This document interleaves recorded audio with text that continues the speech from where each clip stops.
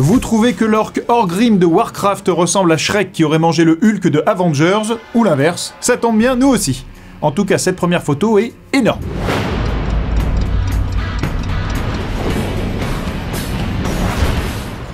Bienvenue dans Fanzone, Mathilde est à Cannes, c'est donc moi qui vous accompagnerai une nouvelle fois cette semaine. Et cette semaine, qu'est-ce que j'ai? Eh bien, j'ai du nouveau du côté des mutants. Depuis 8 mois, on vous parle de projets pour les X-Men sur petit écran. Eh bien, là où il y a du nouveau, c'est au cinéma, avec un spin-off intitulé The New Mutants.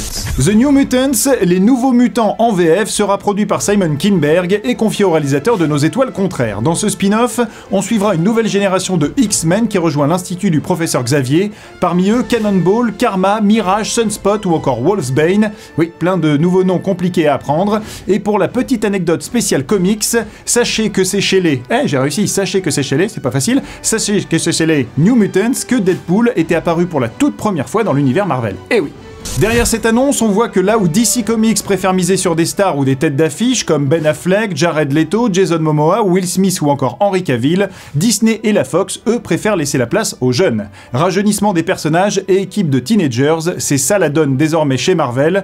On avait un peu vécu ça dans les jeux vidéo, rappelez-vous de Final Fantasy il y a quelques années. Et oui, au final, c'est plutôt intelligent, il vaut mieux parler à la nouvelle génération de spectateurs qu'à des vieux cons comme nous. C'est logique. Deuxième tendance derrière cette annonce, les regroupements de super-héros. Et oui, alors que la Fox annonce ses New Mutants, Disney a annoncé ses New Avengers en prévision de Civil War. Ça se regroupe de partout, comme en témoignent tous ces projets, les Avengers, les New Mutants, la Justice League, la Suicide Squad, les Defenders, les Inhumains, les Gardiens de la Galaxie ou encore la CW.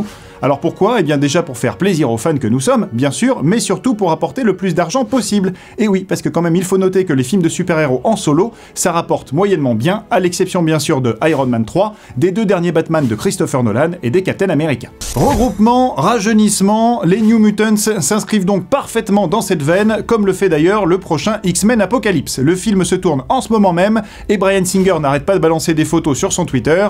La dernière en date, cette photo énigmatique où on voit un enfant dans la forêt entouré de soldats armés d'arcs. Alors cet enfant est-il un X-Men? Poursuivent-ils Magneto? D'où les arcs? Ces soldats sont-ils des flèches? Eh bien, ça me gêne de pas avoir la réponse. Ça me mutagène, même.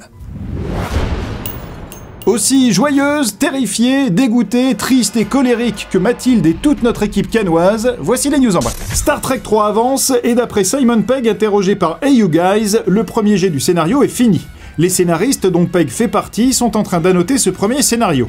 C'est très inhabituel d'en être à ce stade d'écriture, à 6 semaines du début du tournage. Ant-Man avait connu une situation similaire, et tout ça a été très compliqué. Les Trekkies sont donc inquiets de céder les traits courts, mais sont ravis d'avoir Simon Pegg à bord, un vrai fan, pour compenser tout ça.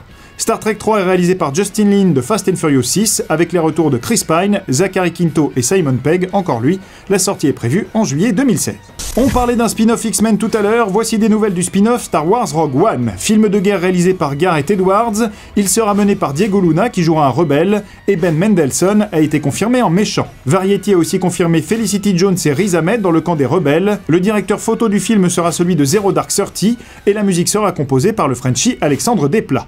On peut difficilement faire plus tentant. Du côté du box-office, Avengers l'ère d'Ultron vient de dépasser le cap symbolique du $1 milliard de recettes mondiales. C'est le 21e film à franchir ce cap, le 8e chez Disney et le 3e Marvel après Iron Man 3 et Avengers. Du côté du box-office américain, Mad Max Fury Road est un petit peu à la traîne pour son démarrage. Il démarre en 2e position, et oui, derrière Hit Girls 2 qui récolte $70 millions contre 44 pour Le Guerrier de la Route. Mad Max battu par des filles. En même temps, c'est un petit peu dans la lignée du film de George Miller, donc tout va bien.